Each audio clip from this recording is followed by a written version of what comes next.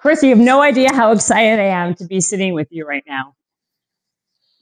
You need to have higher aspirations. I mean, I'm telling you, first of all, I guess I'm using my like happy, smiley personality with you because I got to say, this is one of the only books that not only did I listen to it on Audible, but I actually read it twice because there was like so much information. You can't, it's impossible just to like listen to it one time or like read it once because it's like, there's so much that you could apply to like your practical personal life, your professional life, obviously your hostage life. So I loved it. Just wanted to let you know.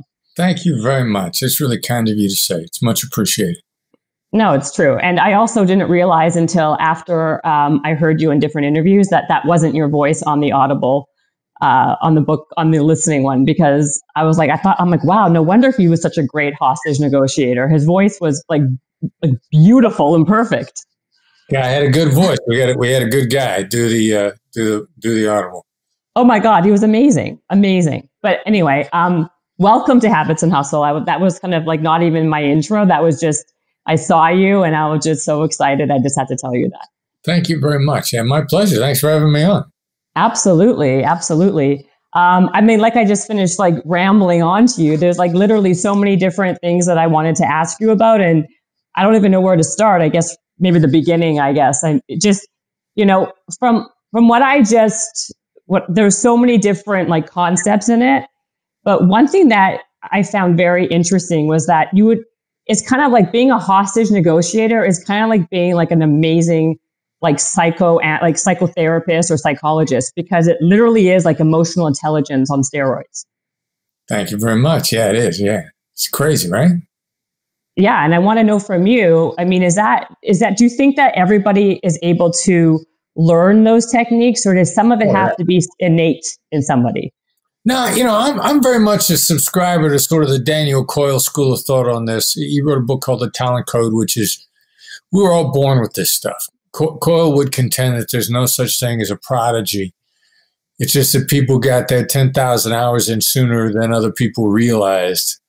Right. But, you put in your time, you enjoy it, you give it your focus. And your enjoyment is a learning hack, actually. But yeah, anybody can do it. Anybody's got this in them. Yeah. So were you born with it? Yeah, everybody was born with it.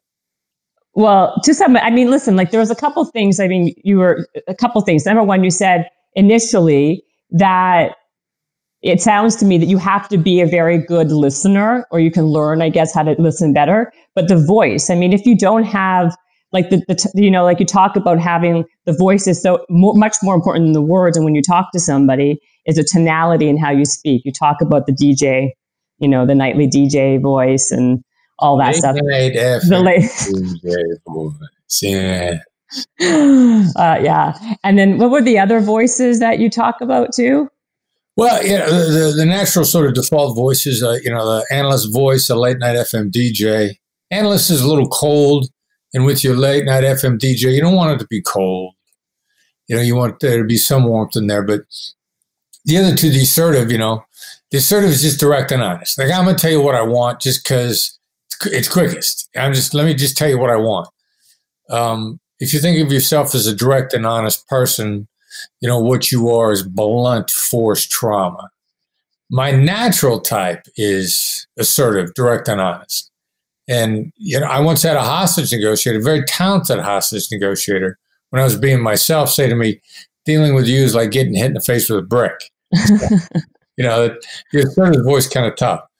And then there's the accommodator's voices, the smiling voice, the voice that's happy to see you and is just friendly. And they smile and you smile back. And, there's a tactical advantage to each one of these. And the accommodator's voice is, you're smarter in a positive frame of mind.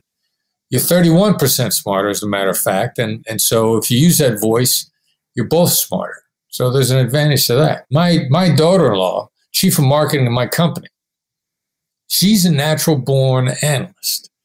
I mean, like in an analyst, deep down inside, they are analytical, as one might imagine, and they're assassins. I mean, they will, death waits in the dark. They'll shoot you from 1,000 yards away. You never know what hit you.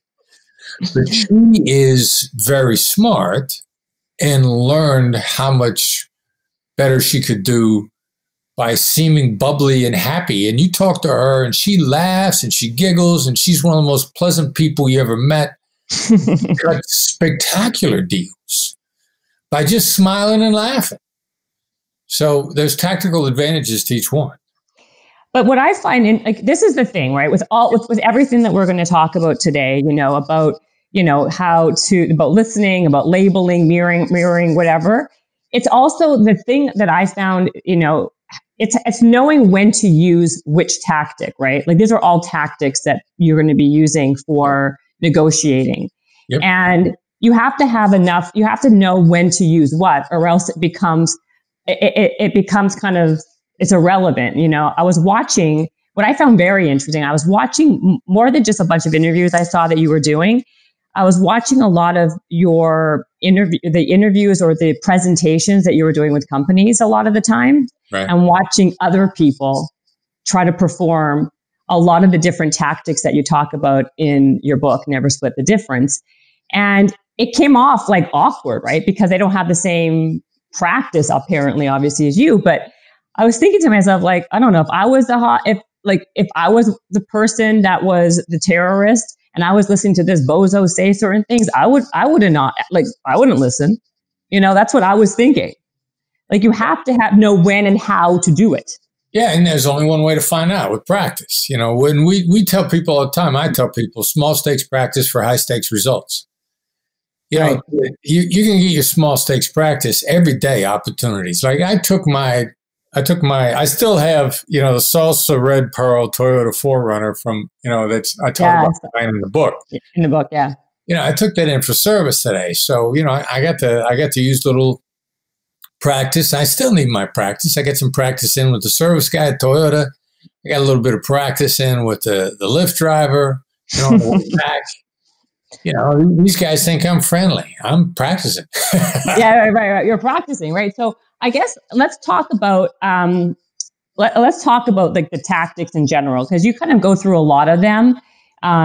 And you say that empathy is extremely important. That's a big concept in your book. Having empathy is a really important thing to have when you're negotiating, even no matter if it's a hostage or, a real life situation. Can you talk about why empathy is so important in a negotiation and the benefits of having it, of using it versus or having it?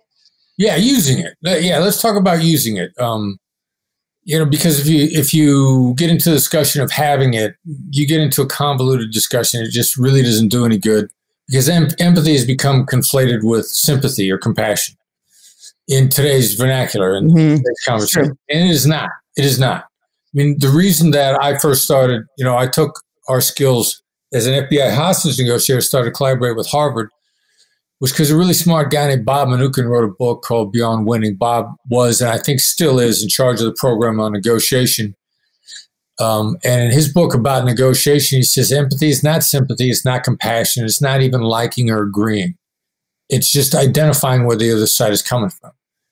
And I read that and I thought, wow, this is cool. Harvard and the FBI are on the exact same sheet of music on empathy. It's not sympathy. It's not compassion. Because if you take it out of that definition, then you can use it on anybody, period. It then becomes an unlimited skill. Mm-hmm. I have to have sympathy for you to have empathy. Now I got my hands tied behind my back. And as an FBI hostage negotiator, by definition, I'm probably not going to have sympathy for the person I'm talking to. I'm not right. Agree. If those were the preconditions, who's a hostage negotiator going to be able to talk to? Because they're never going to be a hostage negotiator on the other end of the phone. We need an unlimited skill that works with everybody. And so, go ahead. Oh no, please. I was just going to say that, like, how do you find? I mean, it must be something again that takes a lot of practice to find something that you could be empathetic about when a guy is a terrorist and you're trying to negotiate. Oh, all right. So where's the terrorist coming from? You could be empathetic to a terrorist right now. What's their emotional state? Probably angry. There you go. Angry. So now you got empathy for a terrorist. They're angry. That's empathy. That's a demonstration of understanding of where the other side's coming from. Period. Okay. So then when would you take that emotion, which is anger, and then you talk a lot in the book about labeling an emotion that you see, right? So you say, I see or I sense that you have anger. Let's say you were the right, and then terrorist. We're going to cut it down a little bit. We're going to wordsmith that a little bit. Okay. Because every word has an impact. Now, I is a centering word. And if I say, I sense you have anger, then you're focused a little bit more on yourself in that conversation. Right. If I say, you sound angry, now I'm much more focused on them.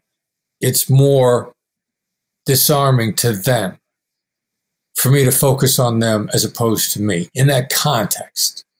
Right. So I'm going to go with the second. I'm not going to say I sense you have anger. I'm going to say you sound angry. Those will hit the brain in two different ways. In this context, I'm going to want to go with the second. Now, if I've made them angry, or from their perspective is that I personally have made them angry, then I'm going to do another adjustment. I'm going to say, I've made you angry. And now that's going to have another impact, because what's the other side's perception? That I made them angry, that I'm accountable, that I'm responsible. And that's where it becomes really tricky, because nothing about empathy in anybody's definition says that another side's perspective is either accurate or fair. By definition, if they're human, it's going to contain inaccuracies. And and some people say, well, I didn't make you angry, so I'm not going to say I made you angry. Well, you're not admitting you made them angry. You know, like, God help me, I'm getting ready to wade into some of the white privilege conversations that are taking place on Facebook right now. Mm-hmm.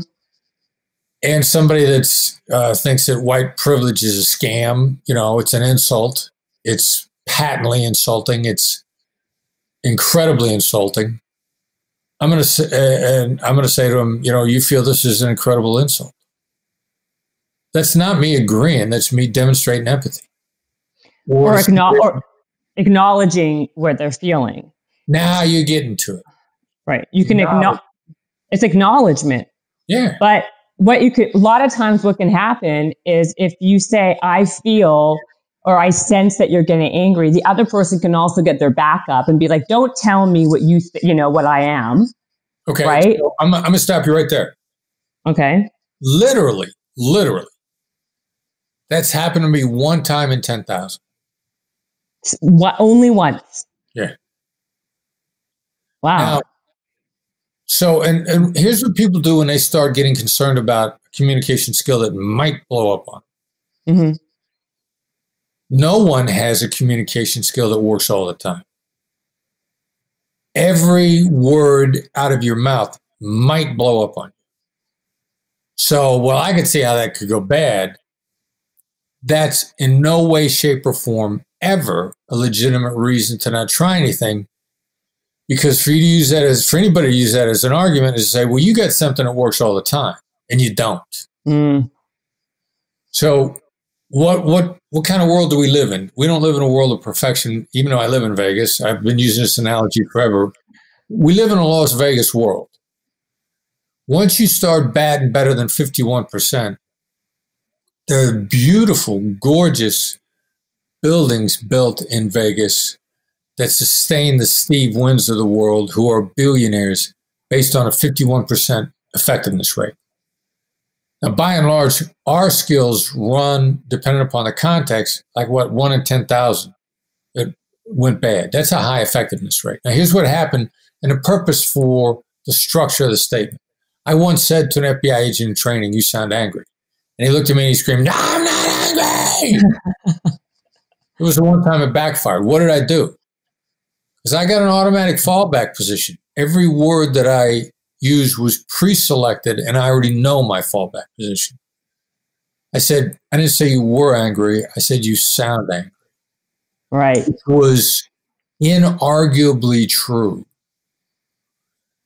And it stopped him dead in his tracks. And he stopped yelling, and he looked down. And he looked back up.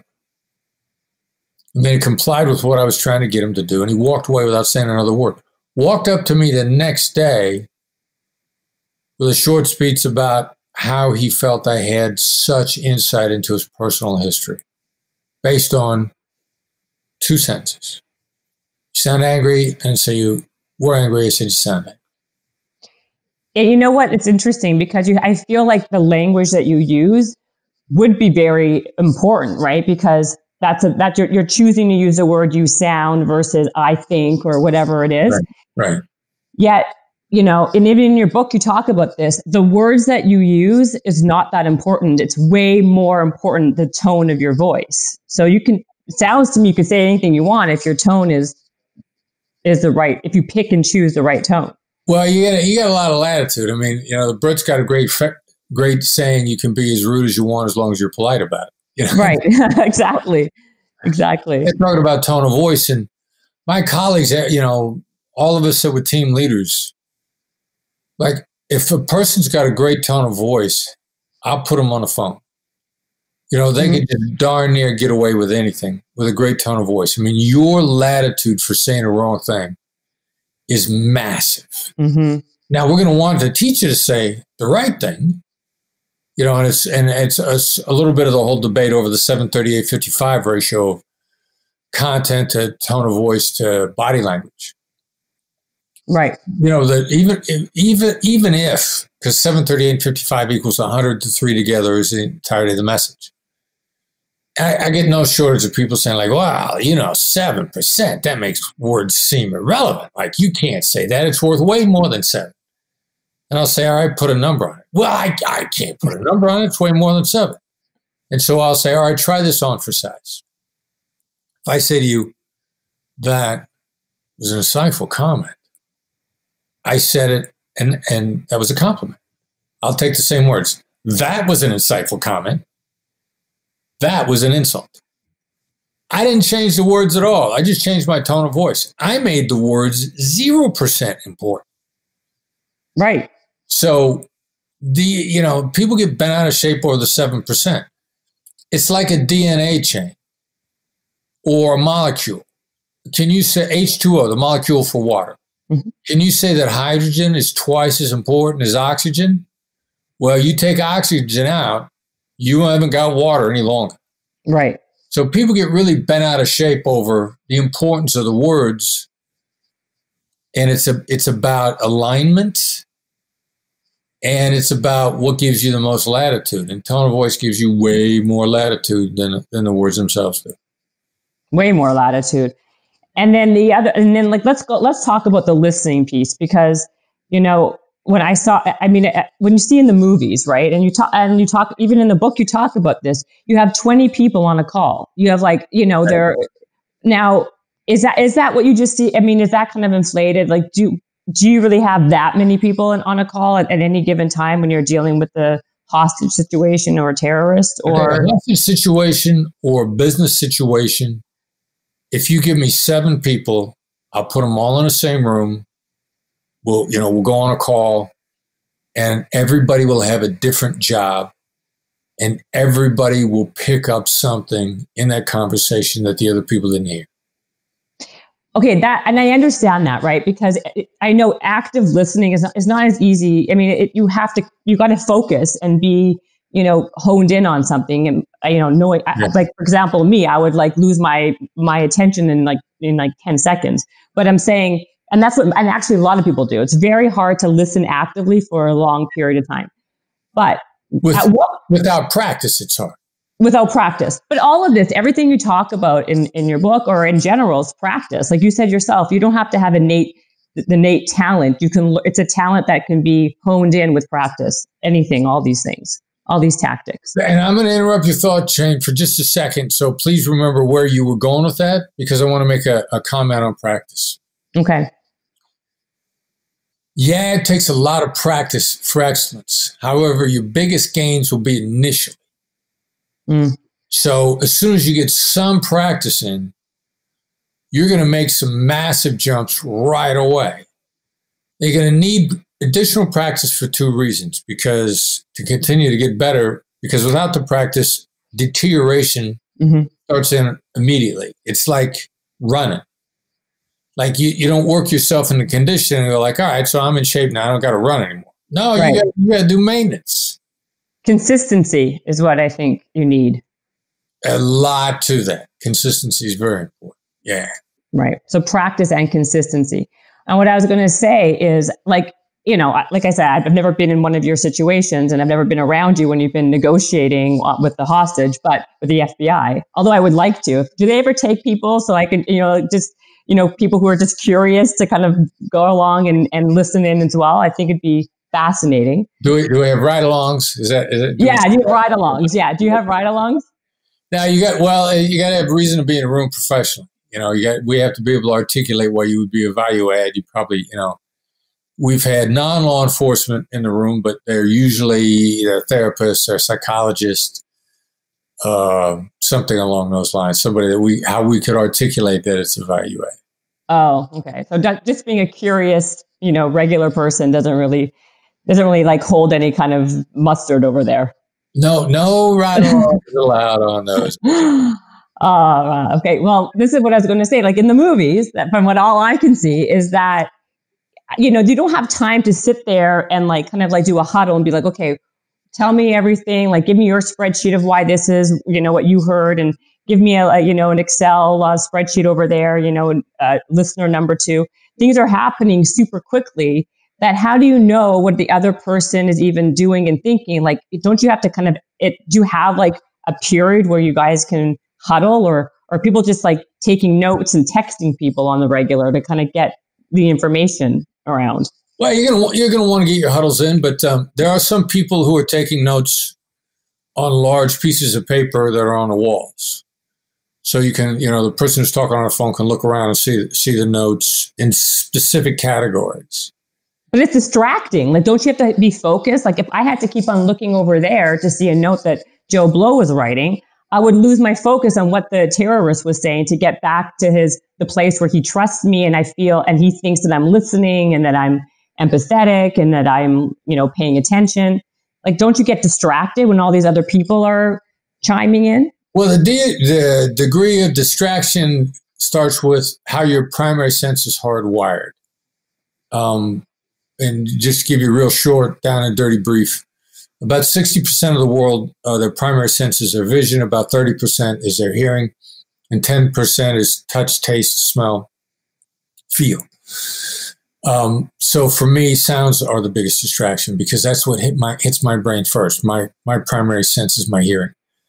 I can have all sorts of chaos visually, and it's not going to break my train of thought.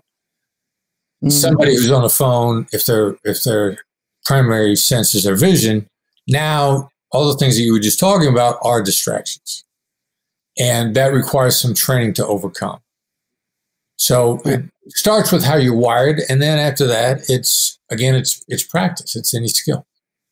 And what was the longest negotiation that you've been involved with? Well, kidnappings with terrorists tend to run longer lengths of time. You know, kidnapping in Colombia where 3 Americans were grabbed. They were held for 6 years. There were hostages that were intermingled with them that were held for longer. Ingrid Betancourt was with them. She was in there, I think, 7 years. There was Bob. There's been an American retired FBI agent that they're pretty sure is dead now that was held by Iran for Bob Levinson. Mm-hmm. He was there for his kidnapping started they grabbed him when I was still in the Bureau about 2002 or so. And I think he 15, 16 years before he finally died in captivity.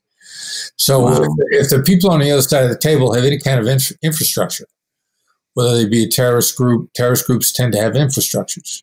Right. It can be held for years. Hezbollah, when they went into kidnapping business in Beirut in the 80s, you know, they were holding people for years. Terry Anderson, who I met personally, when he was released, he met his 6-year-old daughter for the first time.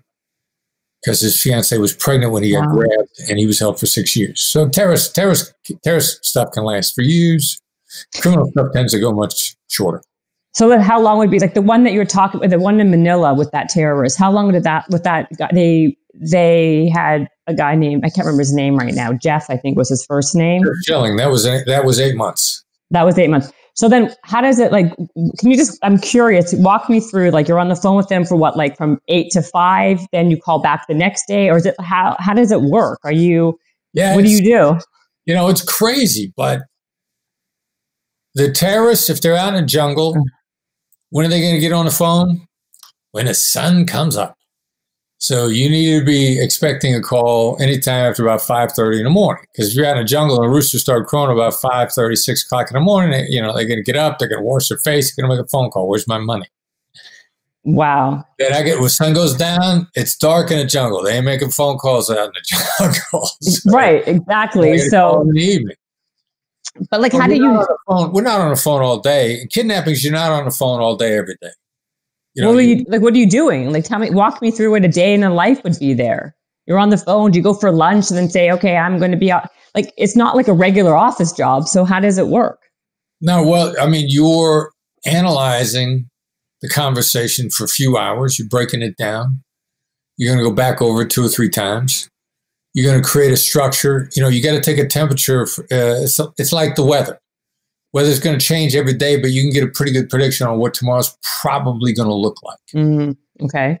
So you're doing an analysis very much like a weather analysis. I mean, everybody likes to make fun of how wrong weathermen are wrong, how often weathermen are wrong. Right. Weathermen are right about 90% of the time.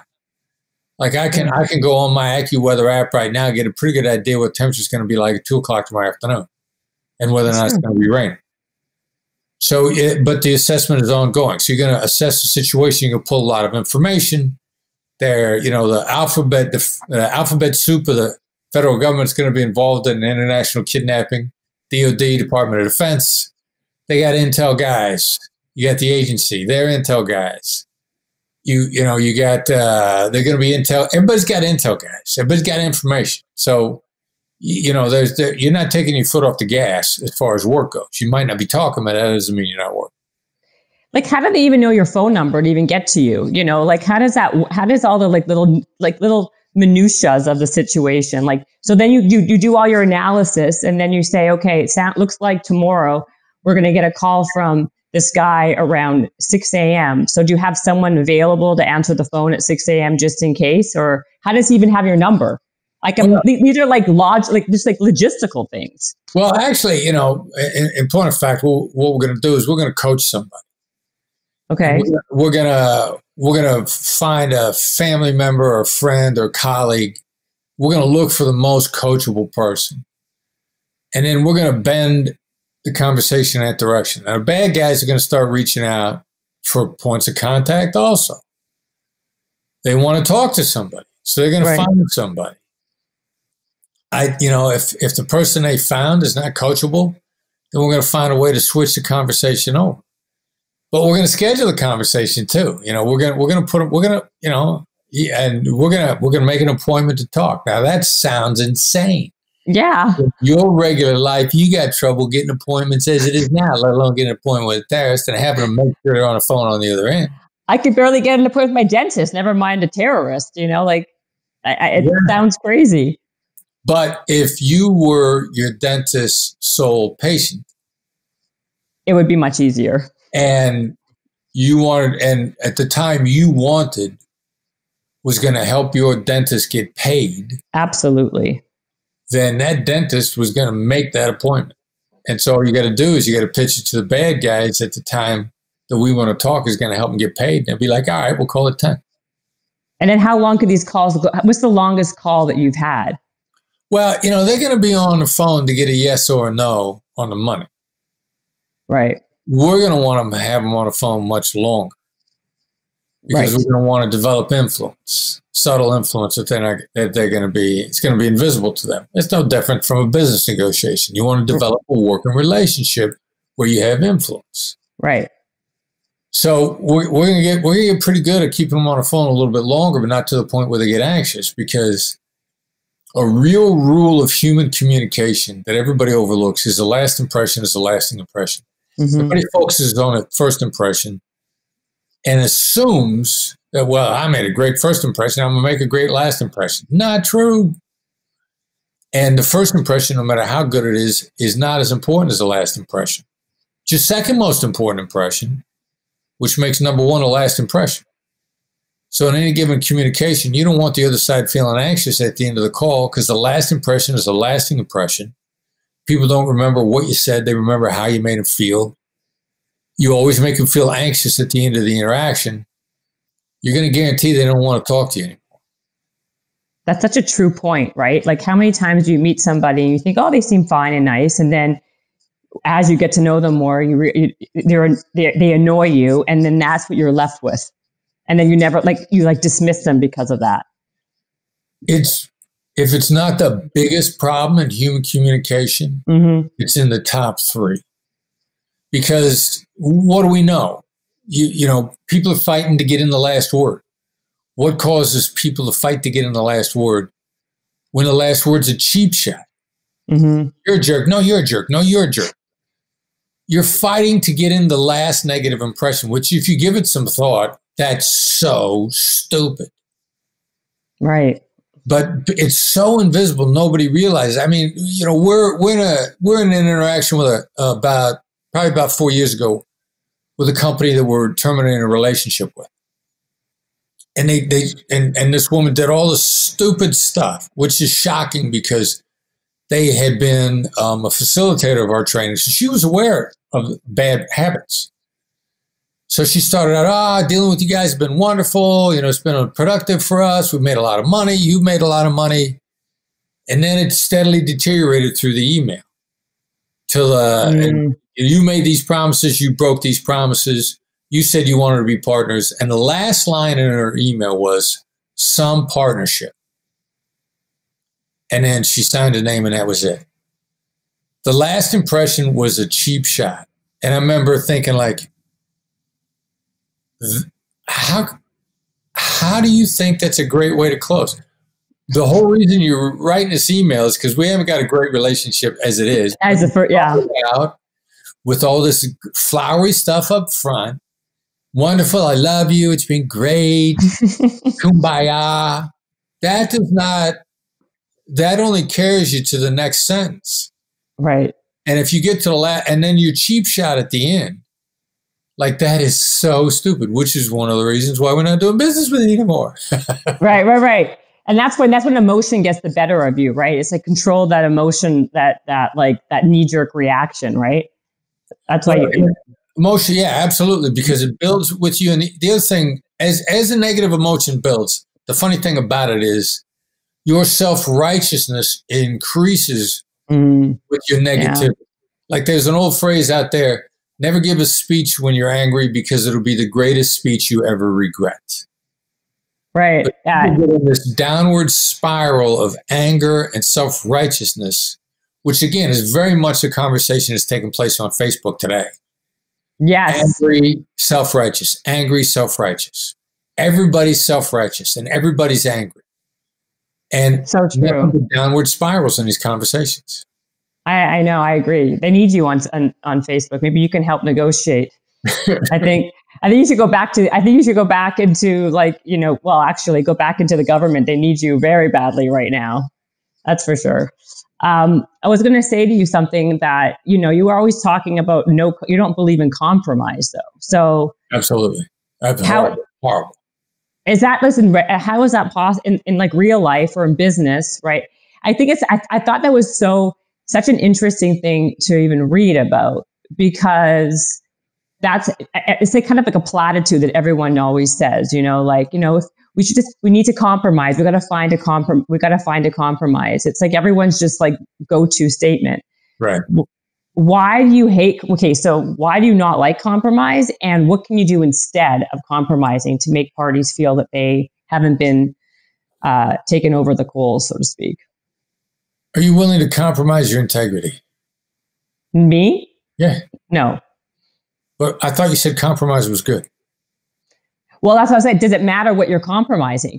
I mean, my integrity, maybe I won't compromise. But like, let's say, certain other things, I want to make $100. You only want to pay me $50. So we're going to settle on 99. No, I'm just joking. On like 75.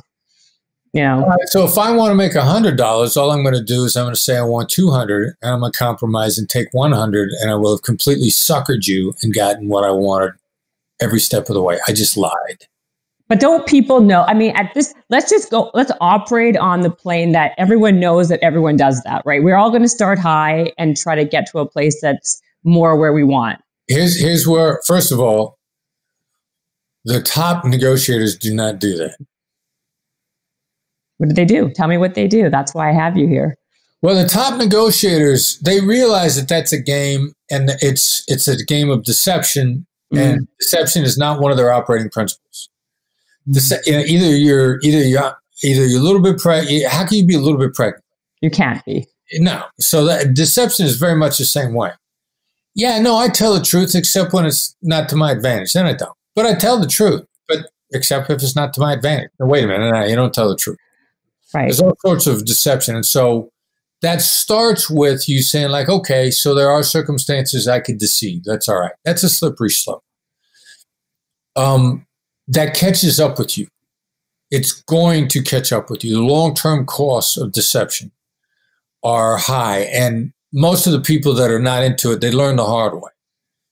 Like, this is costing me.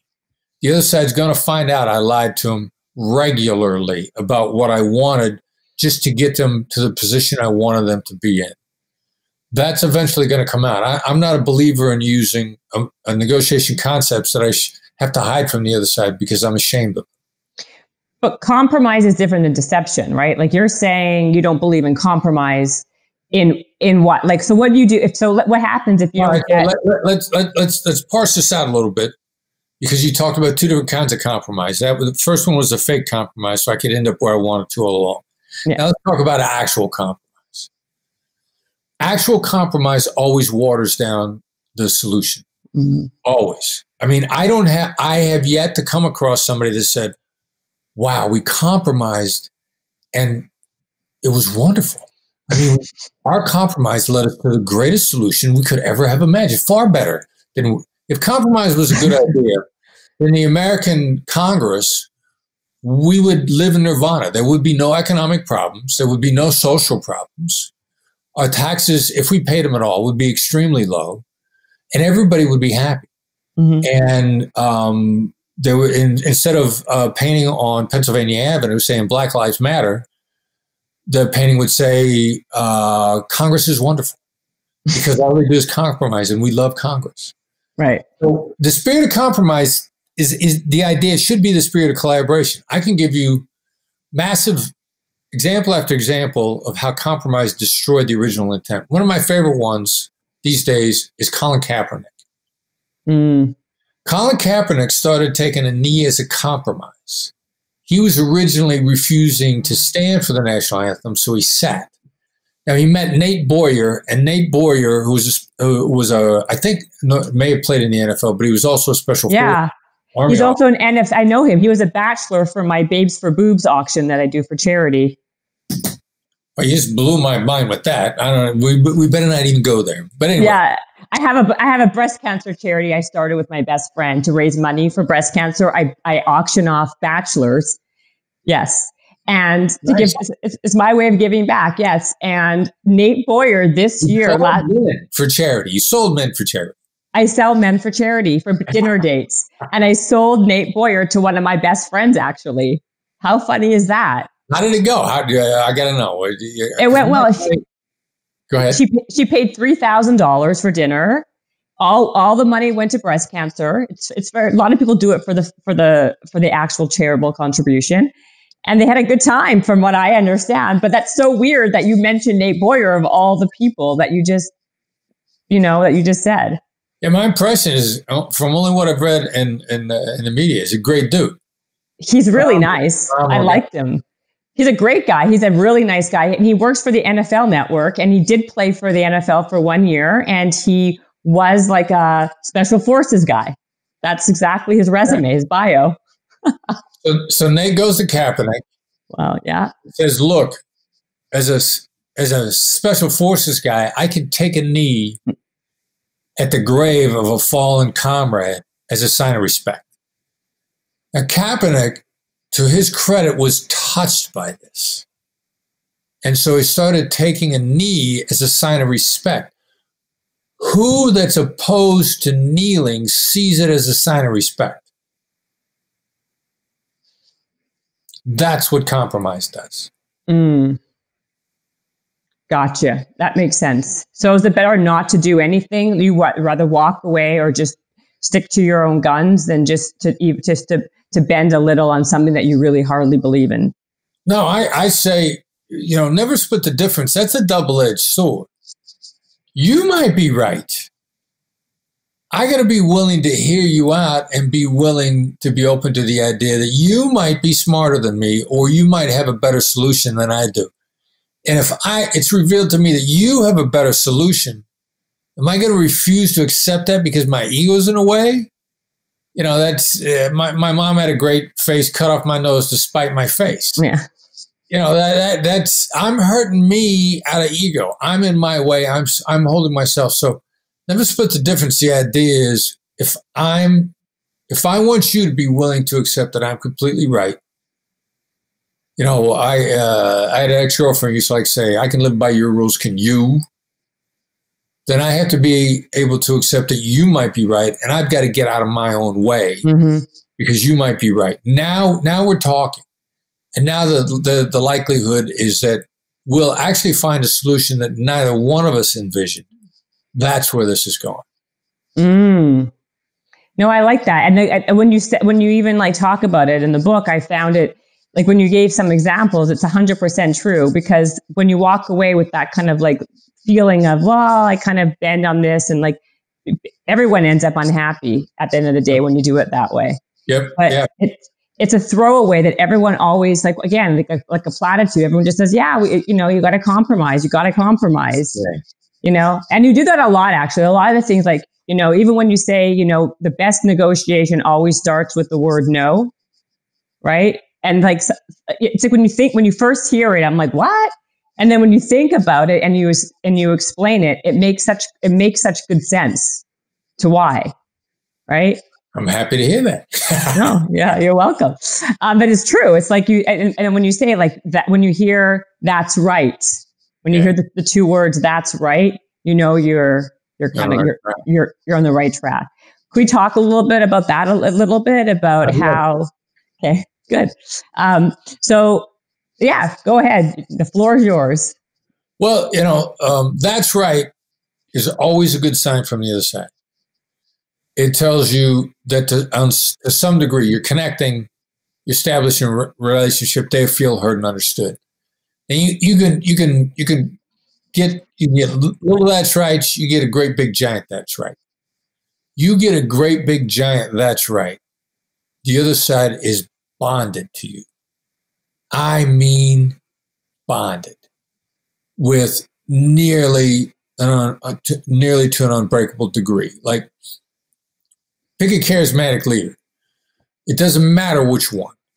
I'll use the current president of the United States as an example, but the guy who succeeded is a charismatic leader as well. They had unshakable followers. There are some people on earth that no matter what, Barack Obama could shoot somebody on Fifth Avenue. They'd still support him. Like Trump has said, I can shoot somebody on Fifth Avenue. My supporters will still back me up. What a lot of people who don't like him hate about that statement is it's true. It's true, exactly. Any time Donald Trump said something that they heard and they went, that's right. That's what a person says when they're all in, when they believe that what the other person has said is the unequivocal truth. It's inarguable. It's clarity. They may as well have gotten it from on high. When you're all in with what somebody said, people say, that's right. Now look at what's happened to the followers of the charismatic leader. They will ignore all other evidence to the contrary. It doesn't matter how much comes at them, they stay bonded. And that's the advantage of getting a that's right out of somebody. If you get a massive that's right, In point of fact, we refer to it as the oxytocin event. Oxytocin is a self-generated drug. It's the bonding drug. It's the drug that you get a hit of when you see your newborn child for the first time. It's the bonding drug. It's the way there's an Australian zoologist that got baby geese to bond to him just because he made sure he was standing there when they pecked their way out of the shell. And suddenly, mama, and they're following around like he's a mother. It's that strong of a bond. Somebody gets a good solid hit of oxytocin in your presence, they are bonded to you. And that's what that 5-star that's right is all about. If I get you bonded to me, we're going to work this out. And because you're bonded to me and you're going to forgive me for mistakes. And when I make mistakes, you're going to slough it off. You're going to continue to work with me because we had that bonding moment. And that's why in the book, the Schilling case you were talking about before, we got a 5-star oxytocin event out of our terrorist. And when it was all over and the hostages walked away, what's the significance of that? That means terrorists didn't get paid. Terrorists got nothing. A week and a half later, the terrorist calls the negotiator he was talking to on the phone, the guy I was coaching, who got the that's right out of him and said, you're really good. They should promote you. That's the power of a bonding, one of those bonding moments. I mean, I think that's right, actually. That now I'm saying it to you. That's right. When you describe that, it is 100% true. That is exactly how it happens, right? Because you make the other person feel understood, and they feel that they've been listened to, and that someone understands them. And everybody wants to feel like that they are understood and being listened to. And you're tapping into that in your brain, into their brain. And that's yeah, and in my company these days, we don't even talk about psychology. We talk about neuroscience, and in neuroscience terms, we always talk about the neurochemicals that are released, because you're going to have a tremendous amount of speculation about what parts of the brain are involved at different times. Like I read a study the other day. They're trying to map what it does to you to not be understood. They're focusing on the organic components of the brain and the different names of the hippocampus and all this nonsense. And so this massive academic study, God knows what it cost, and their conclusion was not being understood might make you feel bad. And I'm like, wait, what am I supposed to do with that? That's what it said? That's not. I mean, I'm looking at it. I'm like, seriously. Crazy. But now, on the other hand, if I say not being understood triggers your body's release of cortisol, which is a stress hormone, which causes a fight or flight reaction, which by definition destroys a relationship. Now you're going like, oh, well, that's information I could use because I know what cortisol it is. Right.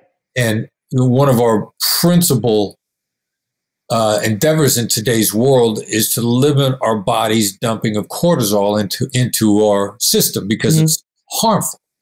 Or if I say, if you feel understood, then you get a hit of oxytocin, and oxytocin is the bonding drug. You're like, ooh, yeah, I can use that information. Or I got another one for you that I really like. Okay. If you correct me, you get a hit of dopamine. Yes, that's a good one too. Yeah. Dopamine is cocaine. And you're going to like it so much that you can't wait to do it again, which means you're going to stay in that conversation with me. And you're going to want to repeat it. If the last impression is the lasting impression, and as a result of the last impression, you got a hit of dopamine, then you're going to pick up the phone every time I call. How do you get to that though? What's the best and clearest way to get to that hit of dopamine? That's it. With all the tactics, it's knowing when, like I began this, it's knowing when to use which tactic, and it has to be, you have to know, you have to have the training, I guess, the practice, the consistency to know when to utilize what to get to that point. The real critical issue is the courage to make mistakes. And one of my favorite stories on making mistakes, director of business development for my company, a young lady named Davy. Davy's a superstar. I mean, a superstar. She's a young millennial Mormon. What difference does that make? She goes on a Mormon mission to Ecuador. She got to learn Spanish. She didn't know Spanish. And I say, all right, yeah, well, it's going to be awkward when you get down there because for you to get to conversational Spanish, in reality, the person who's coaching her says, you're going to have to make 10,000 mistakes. And it's going to take you about a year to make 10,000 mistakes. And Davy said, oh, well, what if I just make the mistakes faster? She gets conversational in 8 weeks. Because not only is she welcoming mistakes, but she sees each mistake as a success. So she's getting her dopamine hits by doing it wrong. And she gets all her mistakes in, and she's fluent. She's conversational.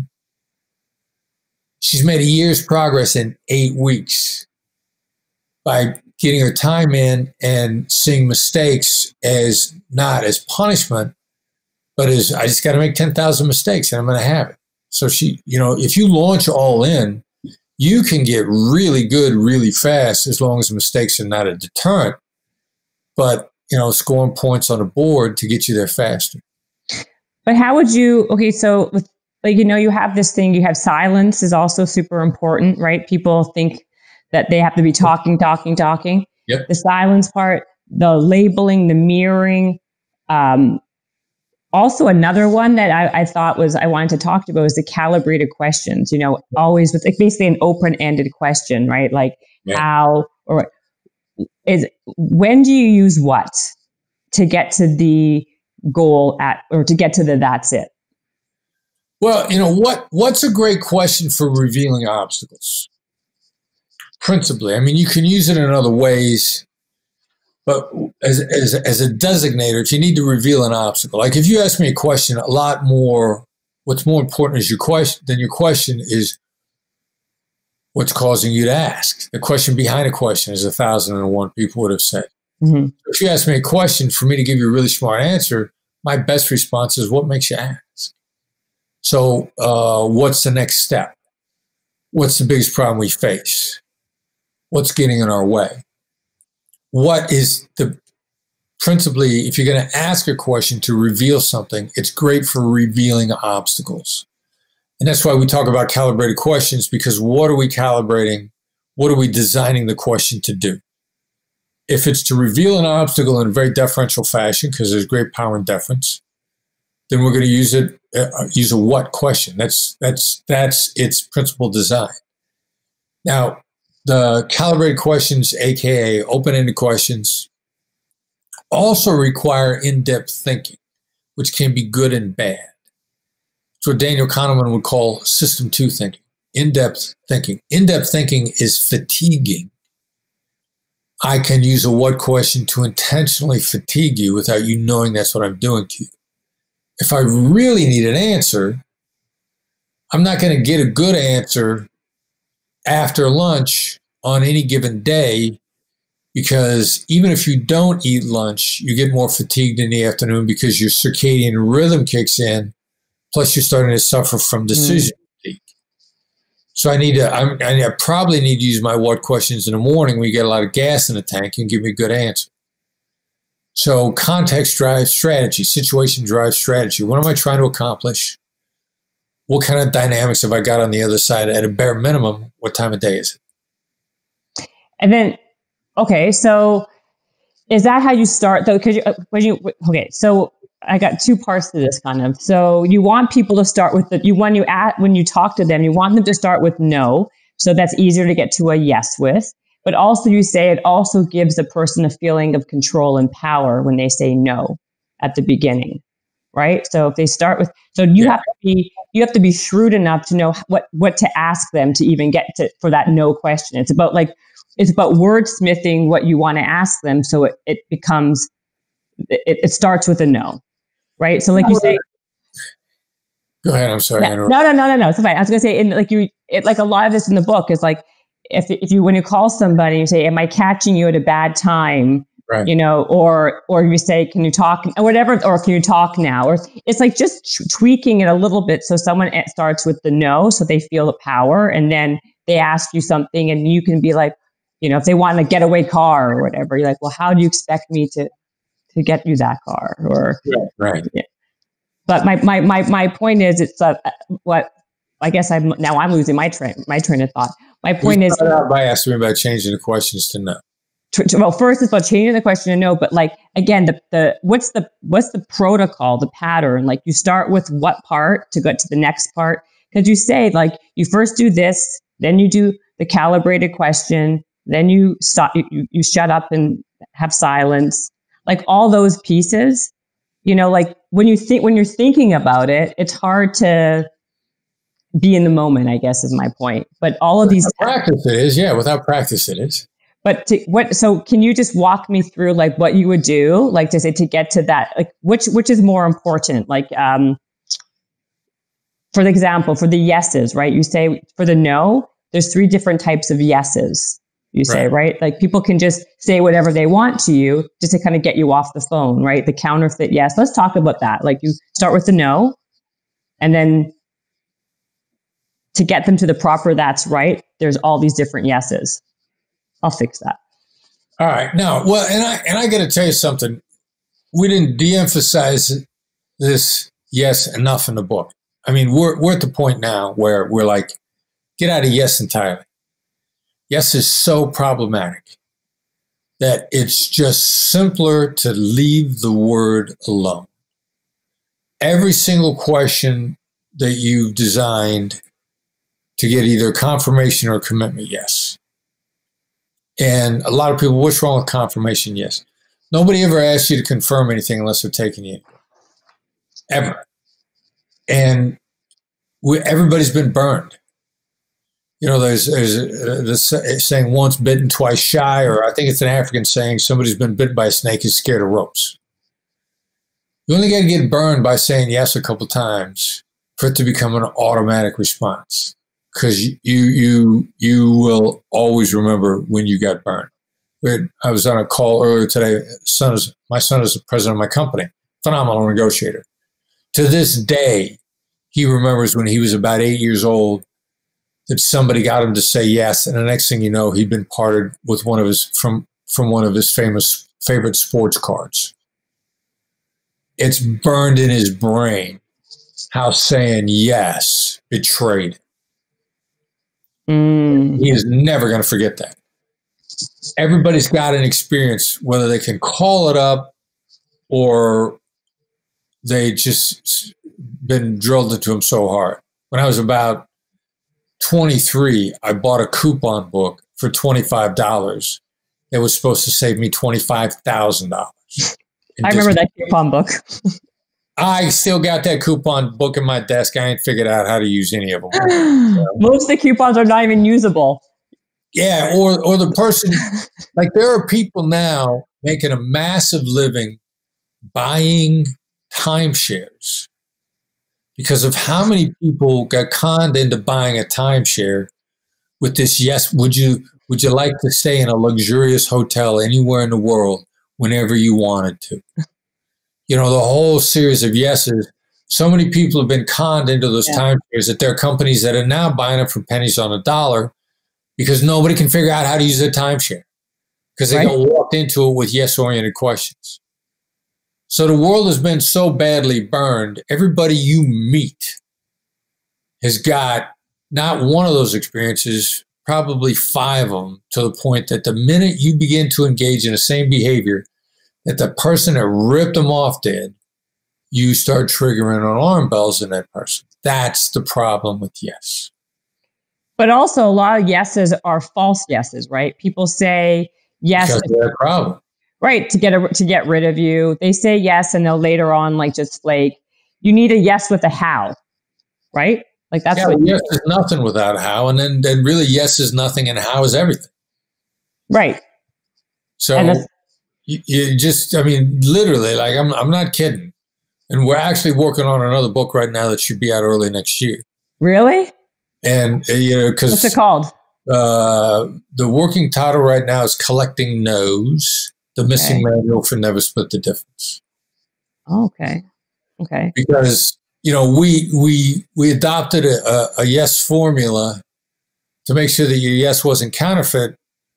We say, okay, well, to make sure it's not counterfeit, you got to get 3 solid yeses to the same question at the same time, 3 in a row. And it's an evolution of what Jim Camp would have called the 3+, 3 yeses 3 times in a row. He just wanted them as yes-oriented questions. We expanded the skill set on how to get the yeses.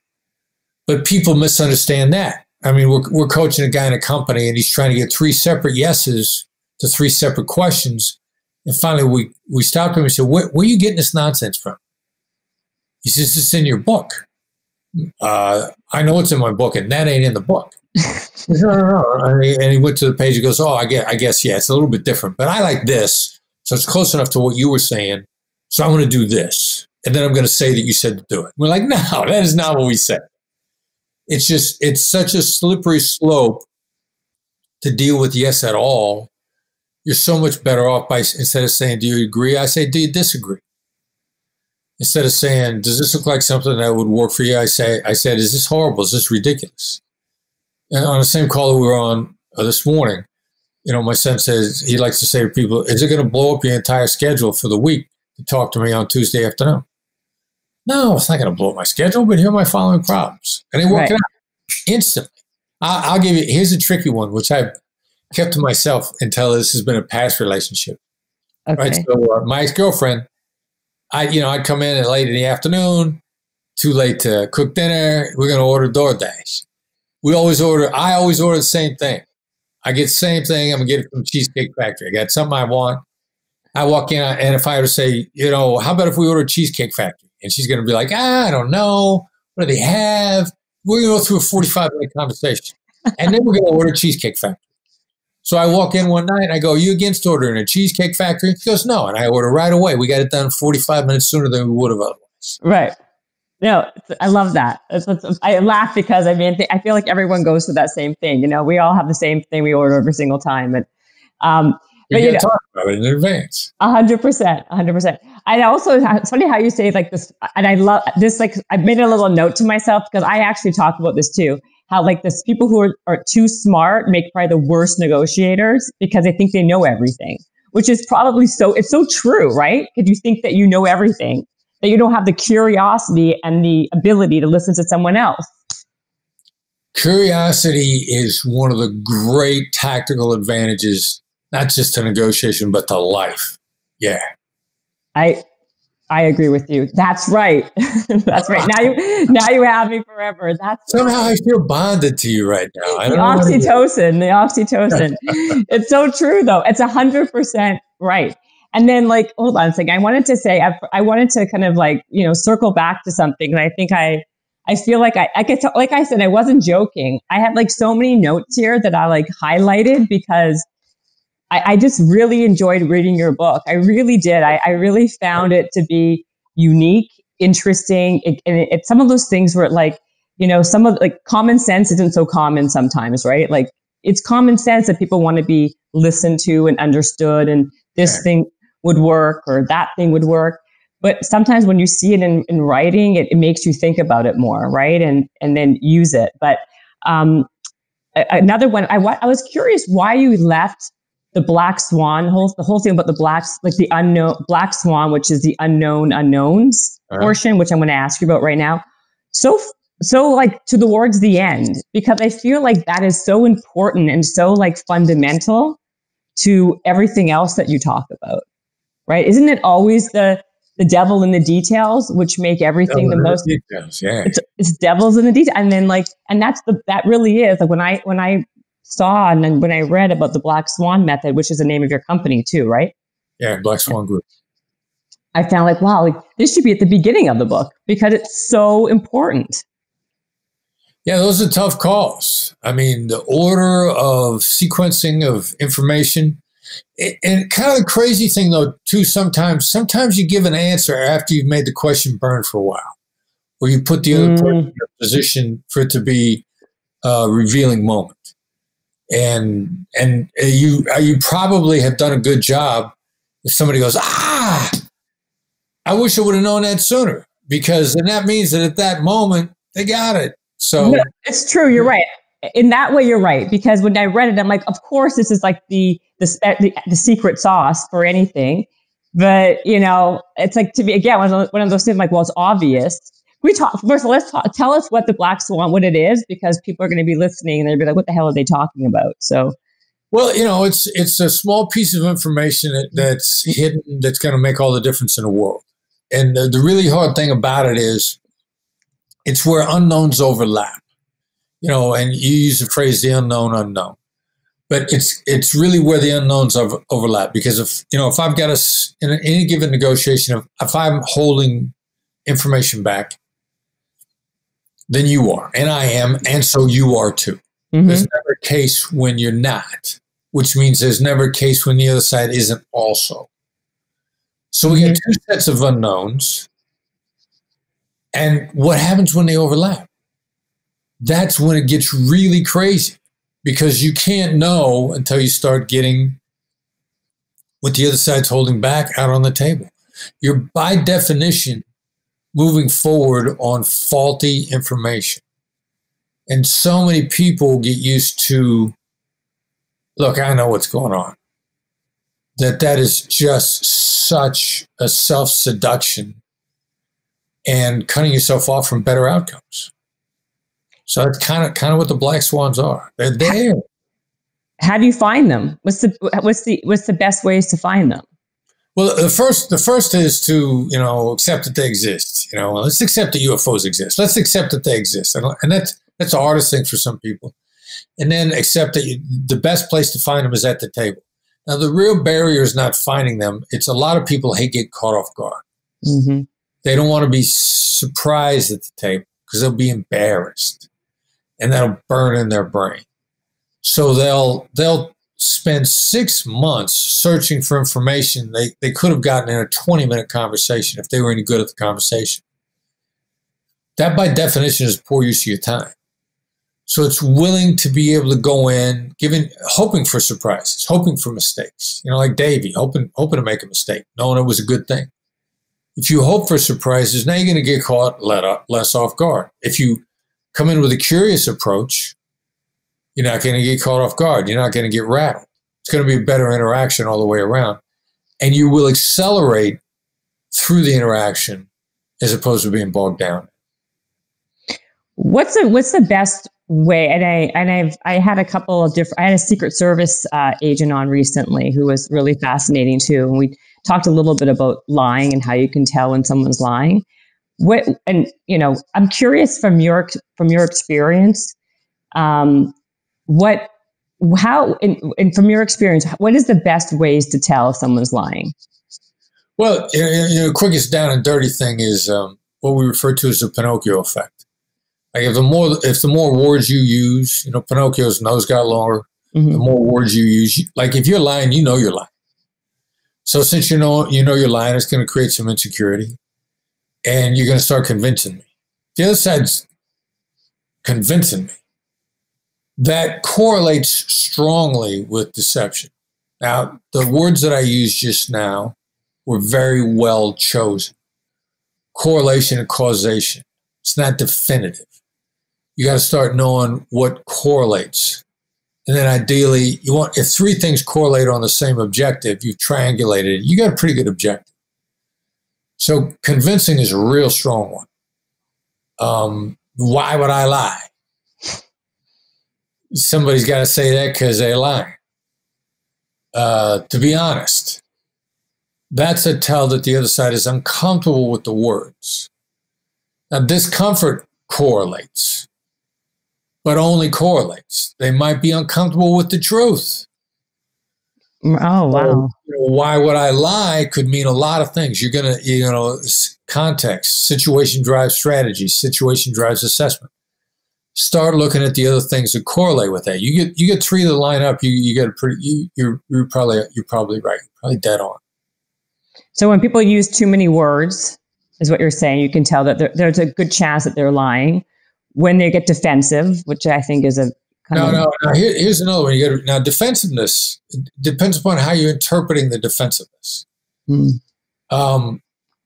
If I'm getting angry at you for not believing, you might interpret that as defensiveness. Right. Anger correlates strongly with somebody being honest.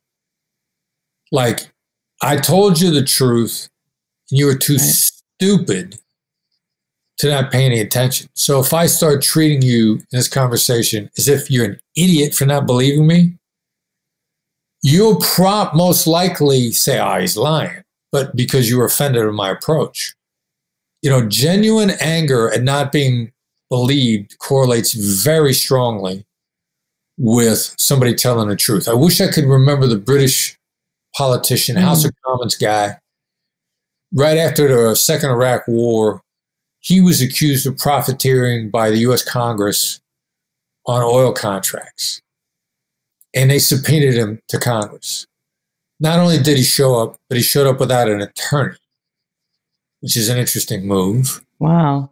And all he did was berate them and finger wag at them as to why they were idiots and how stupid they were.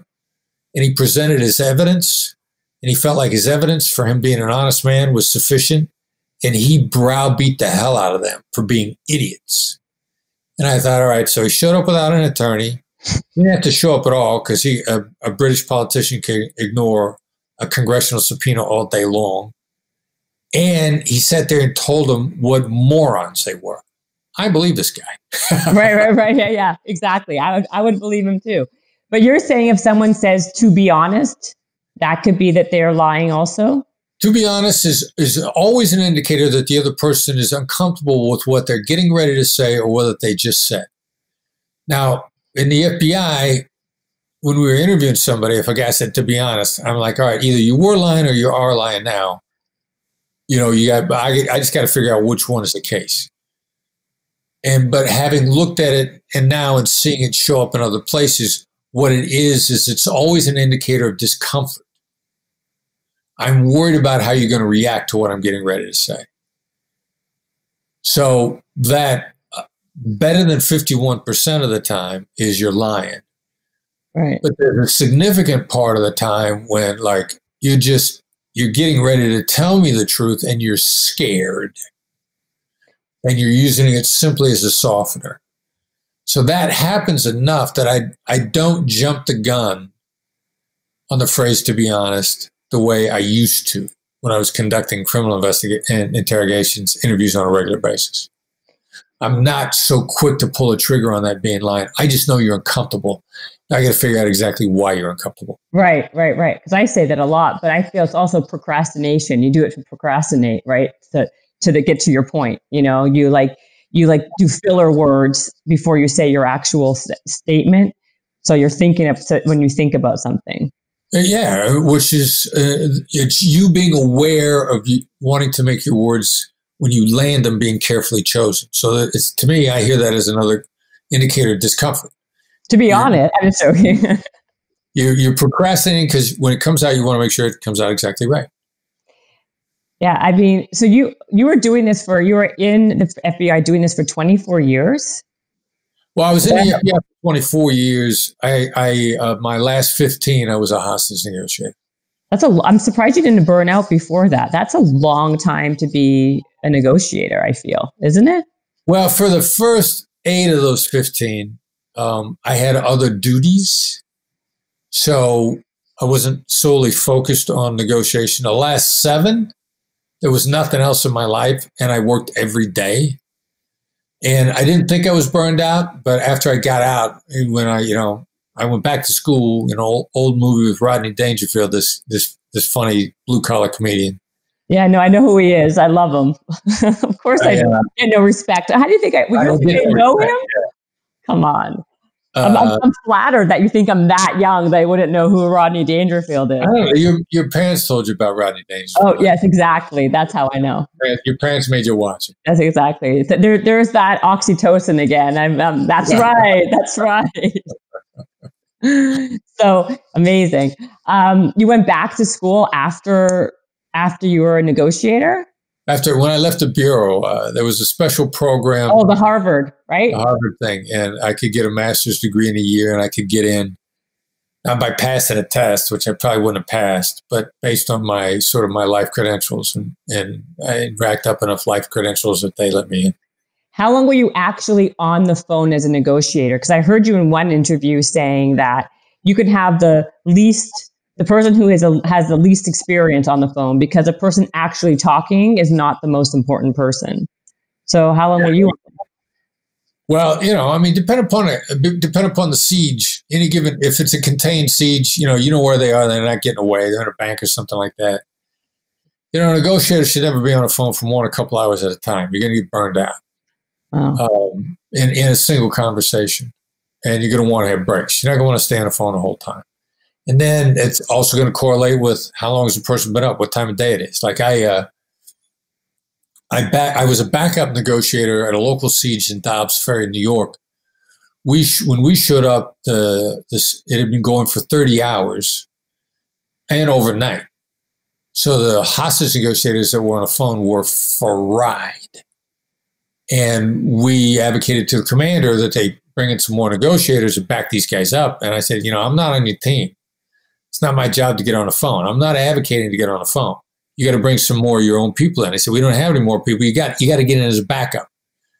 So I went in as a backup, and the guy that we rotated out, he was unconscious on his feet. He was utterly burned out because he hadn't had a break in 30 hours. Oh, wow. So, and plus, it went overnight. So he'd probably been up for, probably close to 42 hours. So dude was tired. So wow. He run out of gas. Don't they get annoyed? When we swapped out, we had the bad guy out in probably less than an hour. Wow. I was going to say, don't they get annoyed on the other side, whoever the terrorist or the counter person is, that you're switching off people? Because isn't it about building a rapport and building a relationship? Don't they want the same person to be on the phone? Well, they could, and then the handoff is critical. And so, and how do you lessen the negative response from a handoff? And they're like, for example, if they're going to hand off to me, they can say, look, Chris has been sitting here for about an hour and a half. He's heard everything. I don't have to tell him what's going on. And so he's been listening. He's been dialed in, and, I got to go, whatever I got to go do. And, that smooth handoff, then if somebody hands me the phone, my job, if we're doing a smooth handoff, which we don't always do, but if we are, my job as a negotiator is to say, look, Bob, I've been here for about an hour and a half listening, and here's what I got up to now. And I'll repeat everything. Essentially driving for that's right off the bat. Now, if I get it wrong, instead of Bob getting a hit of oxytocin, what Bob is going to get a hit of is dopamine, because that's what you get when you correct. Mm-hmm. Which then means I didn't get the drug I was after, but I got a drug that I could use anyway. Mm-hmm. And that would be all right.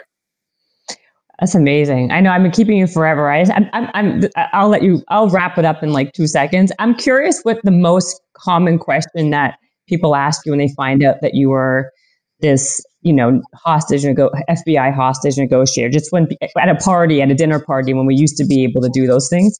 What's the most common thing, like off the cuff, that people want to know? And then when we get done, are you going to let me tell everybody how to subscribe to the newsletter? Absolutely. I'll let you do whatever you want. You could keep on talking for the 2 hours. I'm fascinated by you. Well, I got other stuff coming up on a calendar. It's very kind of you to say. I appreciate that. Typical response. How about business community? The typical response is, first, well, let me tell you about this.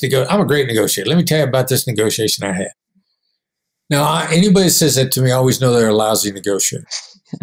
And they're leaving money on the table. And if somebody says, let me tell you about this negotiation, it happened a long time ago, and they beat the other side, which means they left an enemy behind them instead of a friend.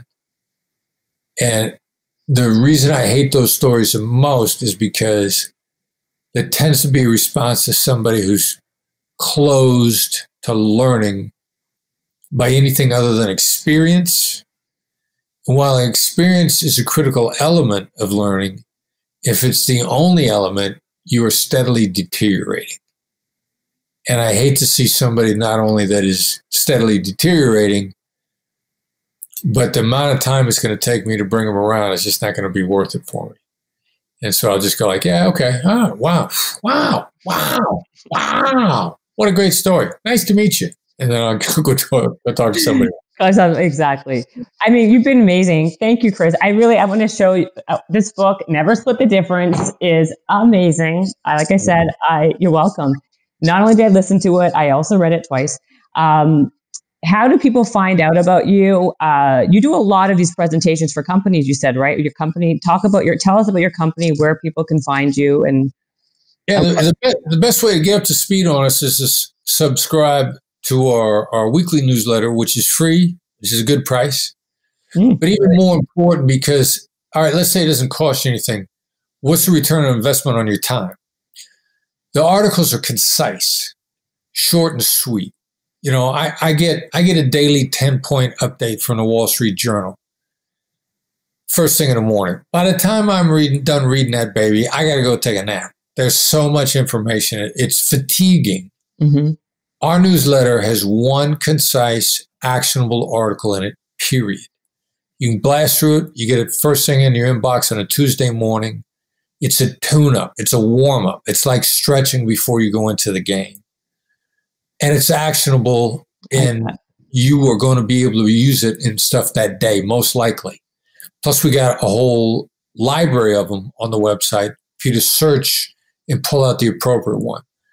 Now, the best way to subscribe to the newsletter, which, by the way, is a gateway to everything else, if you send a text message to the number 33777, the number again you send it to is 33777.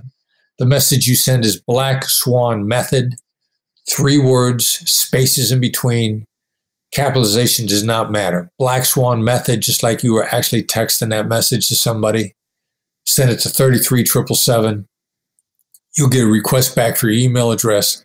We'll sign you up. You'll be off to the races. The newsletter is a gateway to everything. We train individuals. We train companies. We focus on high-performance individuals. We market to the top 1%, high performers. That's who we're really after, because it's easier. High performers, you know, they're like eagles. Every company's got some eagles. We do a lot of stuff for companies also, but we specifically market to the top 1% performers. We coach a lot too. That was one of the things that the unexpected. I thought we just trained companies, and eventually we'd train every company, and then we'd have to go into retirement and go to another country. The coaching practice has developed far more than I ever expected. And we do a lot of coaching. We'll coach you through a deal. We're expensive. I mean, we're ridiculously expensive. But if you got enough on a line, we'll get you through that in probably a week, no matter how long you've been screwing with it up to that point. What do you call that you just told everyone right off the bat that you're expensive? That's called something in your book. Called honesty. I love that. It's called honesty. That's for sure. That is. It's also called some. Oh yeah. It's come on. You know what it's called. You're putting. Look, I don't ever want you to get caught off guard by bad news. Wait, when you call, yeah, you say that though. That's called something when you put that stuff in front, so you don't get. I would never use a negotiation tactic. I was being interviewed about negotiation tactics. Of course not. Why would you? How? Why would I do that? I know. Well, why? With you. Exactly. To be honest with you, exactly. So you do a lot of what? So you do one-on-one coaching. You do a lot of speaking. So you can do speaking to employees as well. You said too. Yeah. You can train people through a negotiation. So you're pretty busy. And what's your website? So people know if they don't remember the text messaging or they can BlackSwanLTD.com. BlackSwan LTD like limited.com. Okay. You say you're so expensive. How expensive are you? Do you not want to tell me right now? They should contact you. No, it's not. I mean, but don't reach out for us frivolously. Right. That's right. That's why you should give them a range. Can you give a range? More than any lawyer would ever charge you per hour. Oh, so you do hourly? You don't do day rate? We'll line you up. Well, if it's coaching, we'll do an assessment of what you got going. We're gonna give you an idea. Chances are you're gonna be on the phone with one of us for an hour. Because the only people we got on for more than 3, they've got so much at stake, they're not willing to lose the money it would cost them to fall out of practice. Loss aversion. I love it. Well, yeah, and my son's got a guy. He's been coaching this guy for 2 years. The guy comes to all of our seminars. Guy's got millions on the line, and his ego is not on the line. And for him, it's just stupid to make a mistake. Wow. So is there any other kind of social media? I know you have a masterclass that's popular.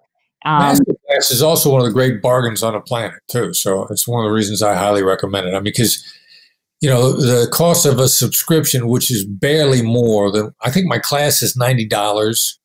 Yeah. And subscription for the year for everything is like $120. Like, why would you not buy the subscription? It's insane.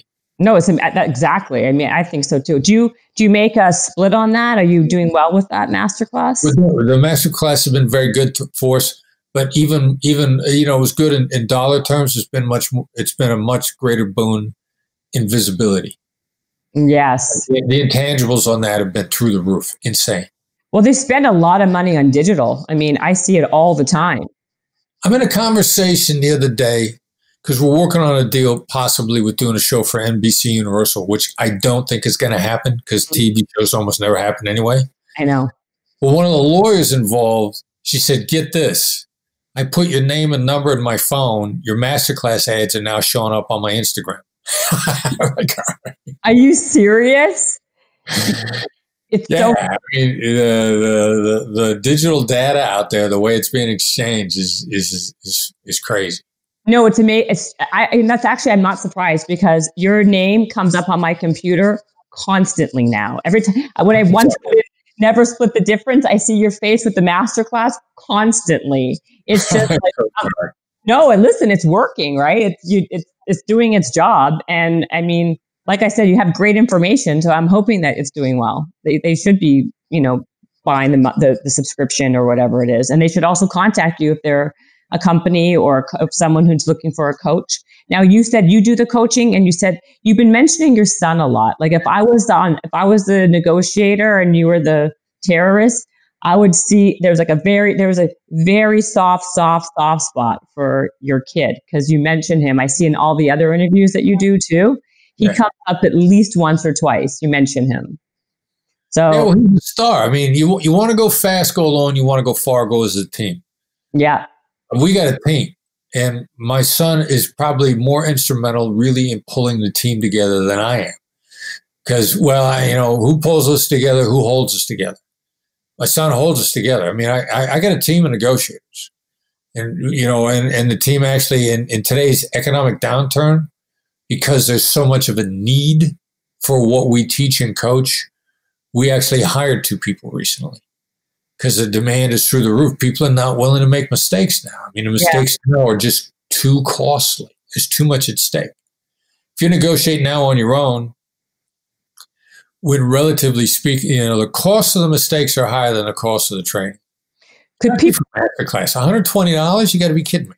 Oh, absolutely. I agree. I agree. Could people hire you just to negotiate a contract like an attorney?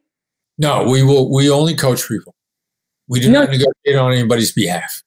Oh, okay. So you don't do it. Okay, that's a good clarification because I was thinking if you're so good, why am I paying this expensive attorney for God knows how much money when I can be using you and maybe never having to compromise and getting exactly what I want?